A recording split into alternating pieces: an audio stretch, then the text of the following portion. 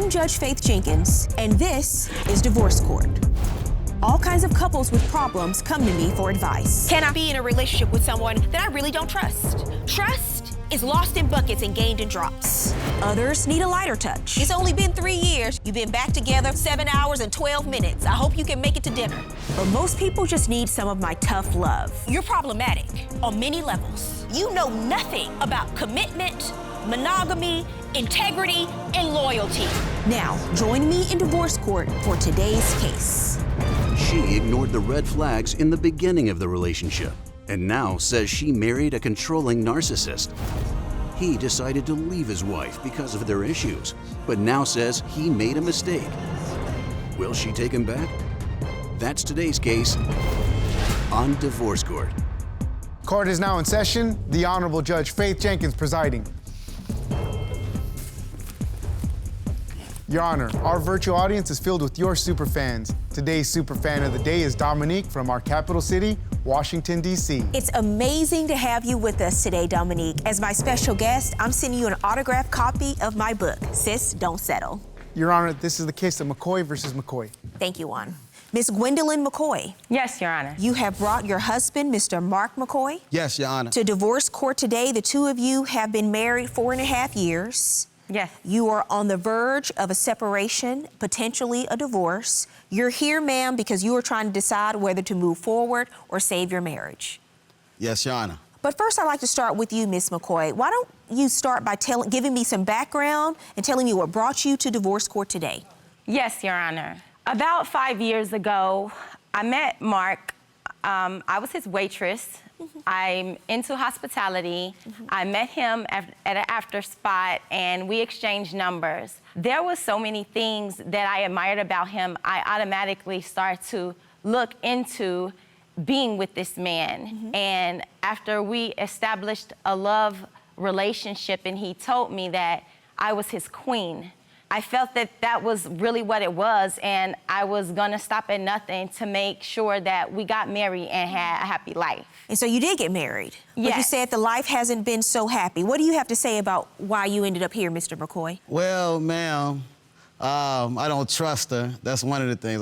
We went through a lot of things where she was just doing a lot of things where I didn't trust her. So I ended up leaving the household, and when I left the household, she still started doing other things and going on dates with other men and stuff like that. So that's why we're at this point right now. So it's been a huge breach of trust, according to you. Yes, it has. When the two of you met, you said that early on you thought you established something special and you had an agreement when you started dating. So you were at a restaurant, you were having dinner, that's how the two of you connected, and things moved pretty quickly after that? Actually, they didn't move quickly at all. Because I felt that he was someone of a spiritual background, I asked him to be celibate with me. And I told him that this would be a great thing for our children, who at the time were 10, 11 years old, going into puberty, to see that two adults can get together and not make the basis of their relationship sex. Instead, try to create a spiritual connection first before going into marriage. And when I said, hey, let's get married first, he said, well, I would never marry someone who wants to hold off sex until getting married. And I said, well, why not? He said, well, you have a baby already. You busted wide open for all these other men. Why would I not see exactly what I'm getting into before I get married? And I said, Mark, but you speak on all these spiritual things. And that's kind of when I knew that my mind was being manipulated. He said, not only will I not do that, but no man would ever marry you before having sex with you.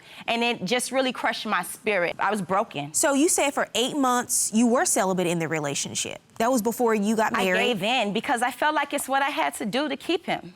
Yes, Your Honor. And when I was over at her house, Your Honor, different men started coming by, and I found out she was with those men. So I didn't want to commit to being with her for the rest of my life, and I'm falling into it, you know. So the trust issues were obviously there from the beginning? From the beginning, yes, ma'am. You have very different stories about how you came to the conclusion that you were, in fact, going to have sex before you got married.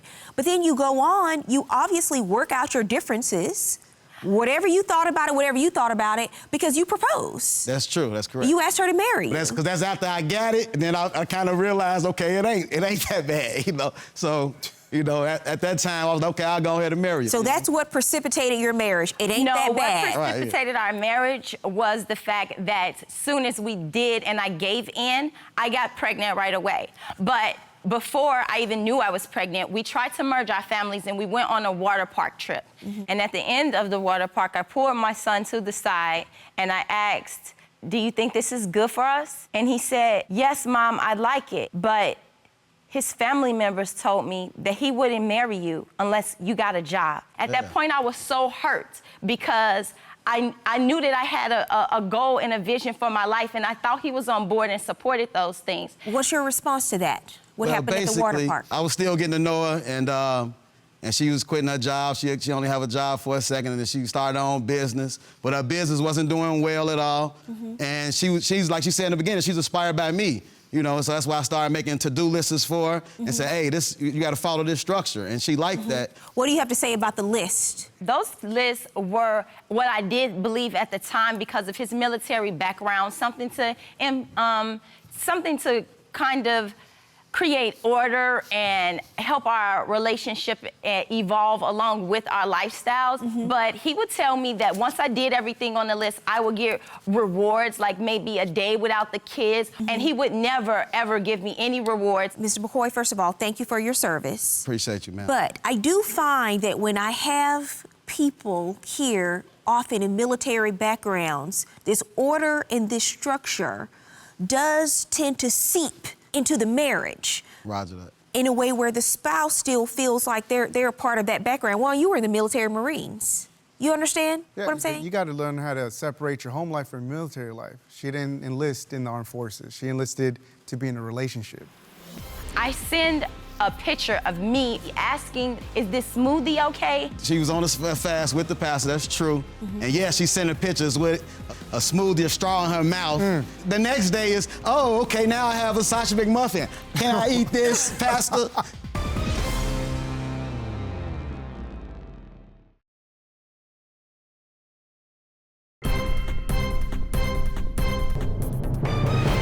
It's beyond military. I believe he's a sociopath. He brings our family together and we say prayers and he wants to end them in Mark prophet name, amen, instead of Jesus' name. See, that's the problem. I said, why do you think that we should, this is problem. blasphemy. And she said, that's the black woman's problem. That's the she black always woman's thinks that she needs to honor God more than she needs to honor her husband. And that's what I believe. And that's why so many black women and single to this day, they don't have no man because they don't know how to reverence their man better than they reverence God. What do you have to say about that, sir? I totally agree with that. I believe that that's the problem with black women especially is that they have more faith in Jesus than their own husbands. And they always, oh, Jesus, he cut the lights on. Oh, thank Jesus for paying the bills. No, I'm the one who went to work. Are you saying that they should pray in Mark, the prophet's name? Amen? I do. Sometimes I do that. I do say that. Because I'm the one who's praying. Jesus is not praying. I'm the one who come up with this prayer. Okay. And God is using me within that time. Listen. I'm no T.D. Jakes when it comes to my biblical knowledge. Roger that. But as a Christian myself, I think that there is a difference between acknowledging your spouse for the things they do to support and care for your family and inserting your name in a prayer. I actually was doing a fast with my church family, a church we were going to attending at the time. I send a picture of me with a smoothie asking the pastor, a man of God, hey, even though we're not eating until 4 o'clock, is this smoothie okay? Later on, he brings it up in an accusation against me and says that I send sexy selfies to men. I said, what selfie are you talking about? I saw the one that you sent, Pastor. I said, the one with me holding a smoothie? He said, still, your face was in it. It was a sexy selfie. Now, that sounds ridiculous, but what happened was she was on a fast with the pastor, that's true. And yeah, she's sending pictures with a smoothie, a straw in her mouth. The other picture the next day is, oh, okay, now I have a sausage McMuffin. Can I eat this, Pastor? You know what I'm saying? So I'm like, hold on, why you gotta send pictures with it? Hold on, why you gotta send pictures with it? Why you can't just text them that? And I'm on the fast with you, so why you didn't send me these pictures? So the two of you are obviously very religious. That's been a big part of your marriage, correct? Yes, ma'am. You said you tried to take your mind off things and you went where? To the strip club. No, not you, Mr. McCoy. Yeah, I went to the strip club. That's where I met her at. So we actually did meet. You met at a She actually restaurant. we met when she was a waitress. But after that, we left and went to the strip club and we saw each other again. That's where we exchanged our numbers at the strip club. Well, I just knew y'all were gonna say you left the restaurant and went to church. I'm shocked that it was the strip club. But then you said that you got into an argument and you left and you went where? I actually went to a hotel and I stayed there for a month. I go to the massage parlor. She on a date with a guy at the massage parlor who owns a local bar. She on a date with him in a month of her husband leaving. Did you start dating other people during that time period? No, I'm not dating anyone, nor have I ever dated anyone. This massage parlor was not a private place. Me and that guy were in two separate cars. I happen to know that. They came together. I saw him. No, I happen to know that guy. Did you go to this massage parlor? Did you plan to meet another person there at the same time and the two of you get massages? No. So you showed up at the same time as a person you referred at the same date and same time, and it was just a coincidence? That's what I got. It was. When you were there doors. and you showed up, did you know that she was going to be there? No, I didn't. I was coming there with my brother. She's walking out, her and the guy sat in the car together after the massage. No, we did not. And then I asked her, I said, man, I asked him, I said, how was y'all massage? He like, it's cool. He rolled out. And I was like, so you, I said, hold on. Miss McCoy. I'm like, what made you invite him? She's like, well, this is our first date. So I'm like, okay. I'm like, I left it alone. Like, go do your thing. You know what I'm saying? So that made me move out completely. That's when I went and bought my own house. And I was like, you know what? She moved too fast. And you're saying you never said that? No. So what's so interesting is... This is fabricated. He said the guy rolled off and then he stopped me. Hold on. Y'all was. Stop. Hold on. Stop. I went live because I was just constantly getting belittled. He was condemning me really bad for not doing something on the to-do list. What happened after you saw the live video? I actually created a video after that.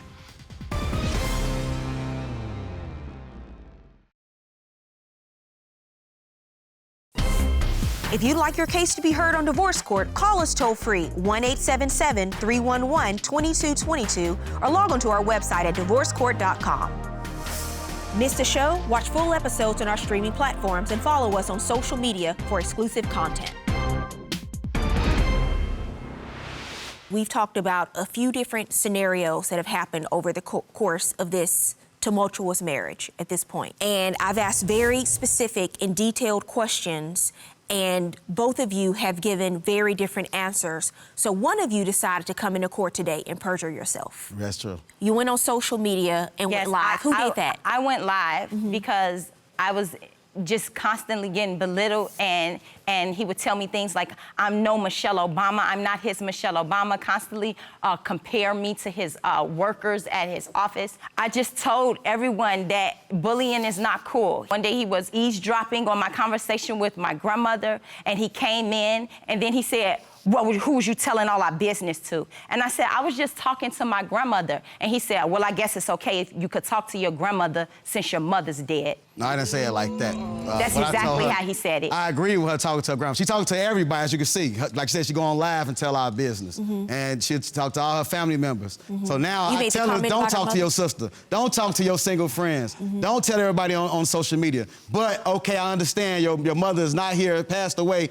I understand if you talk to your grandmother. But the things you telling your grandmother, I want to know if you talking about me and you talking about stuff in our household. And that's exactly how I said that. Let me see the video. The live video. Let me see the video. I'm just gonna be transparent.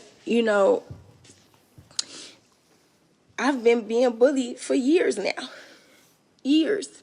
The day he left me, the night before, I had a dream that he was condemning me really bad for not doing something on the to-do list. I would do the to-do list and we would grade them. It became like a manipulated thing. What happened after you saw the live video? Actually, I never seen a live video. Everybody just started calling me like, Mark, are you okay? Are you okay? They're like, man, your wife just told everything on Because the video was how long? The video was about an hour long of her just talking about me, bad stuff about me. She didn't mention anything that I've been mentioning today about herself, none of that, So I actually created a video after that, and my video basically stated, oh, okay, I could talk bad about my wife, but I'm not gonna do that because I'm the type of person that like to keep our stuff in the household and we resolve it within our household. Which is best when you're going through a time like this, a very challenging time, because you do have a child together. Yes, we do. 4-year-old, right? Yes, ma'am. Yes, Your Honor. And so you're navigating this space, you're navigating this separation, and feelings are hurt. There's a lot of anger, there's a lot of emotion, and you have to be able to work through it without putting the general public and pulling the general public into the mix. And you getting all of these unsolicited opinions and statements and comments from people who don't know what's been the inner workings of your marriage.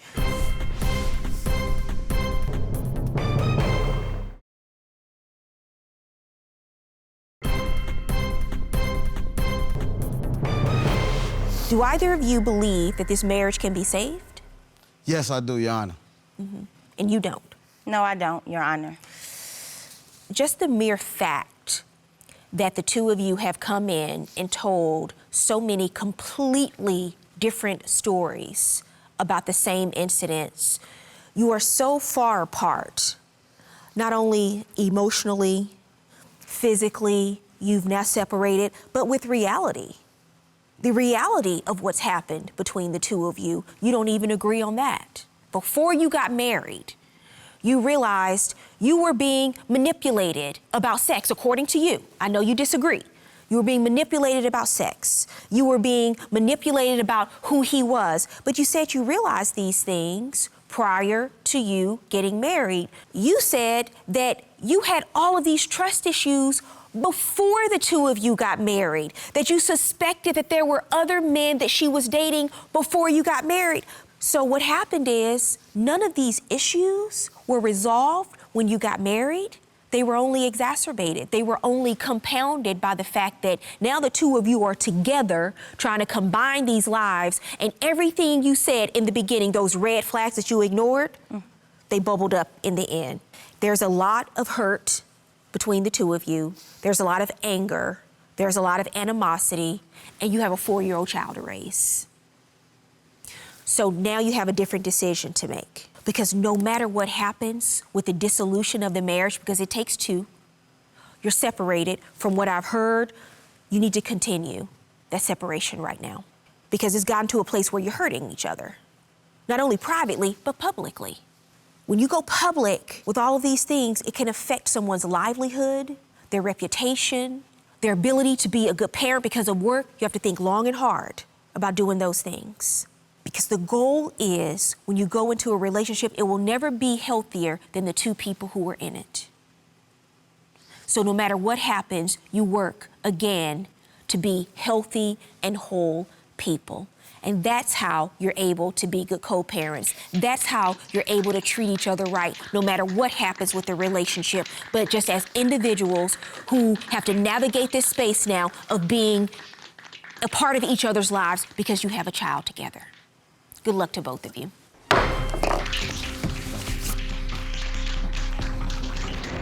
The best advice that Judge Faith gave today was that I did see the signs in the beginning, and I am taking accountability for that, and that we do have to do what we have to do to be better parents. I think the best advice that the judge gave was for us to remain in separation and try to build from that and keep everybody out of our business. Moving forward, to work on myself, I'm going to stay doing the things that I've been doing, continue to build my business and take care of my son and raise him to the best of my ability without a father in the home.